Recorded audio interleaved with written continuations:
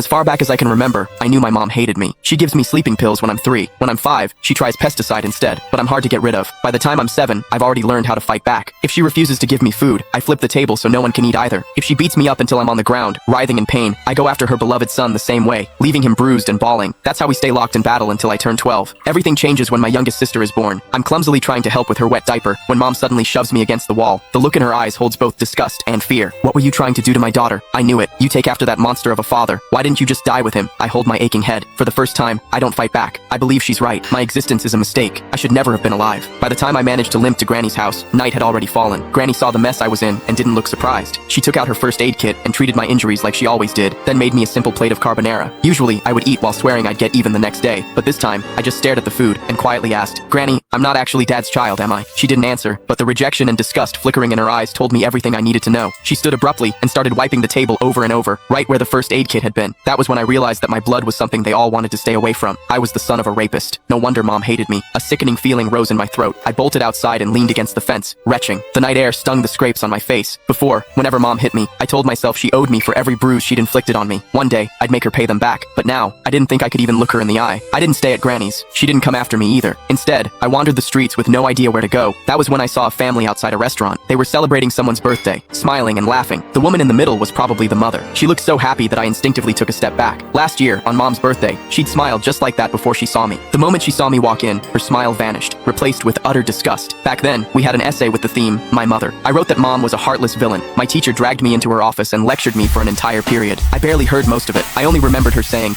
no mother in this world would ever stop loving her child. I believed her. I saved money from collecting recyclables and bought my mom a birthday cake. I just wanted a hug, the same kind she gave my brother, Casper Willis. But her frigid expression was like a stab in the heart. I felt like a fool, standing there with that cake in my hands. Anger overwhelmed me. When no one was looking, I went out and caught a couple of frogs in the garden. Then, I hid them in the cake. I could still remember the way she screamed when they jumped out. Back then, I felt a twisted sense of satisfaction. I thought she didn't deserve to be a mother. I thought she had it coming. But now, I know the truth. The one who didn't deserve anything was me. My existence itself had hurt her. As I watched that mother's smile through the restaurant window, I made a decision. This year, for mom's birthday, I would give her a gift she would truly be happy with, one that would free her completely. I decided to die. Once that thought took root in my mind, my steps felt lighter. I even started planning how to do it without troubling anyone. I needed to do something that wouldn't leave a mess. But before I could carry out my plan, a patrolling officer spotted me and brought me home. Mom answered the door. As the door shut behind us, I stared at the floor, unable to meet her eyes. Her icy tone sliced through the air. Why didn't you just die out there? I almost snapped back, but I forced the words down before they came out. Still, as I stared at her back, I couldn't stop myself from asking, what would you do if I really did die? Would she be the least bit sad? If you've got the guts, hurry up and do it. I'd celebrate. She walked straight into my siblings' room and closed the door. I stood rooted to my spot in the living room. After a long while, I wiped my face and let out a humorless laugh. Mom would definitely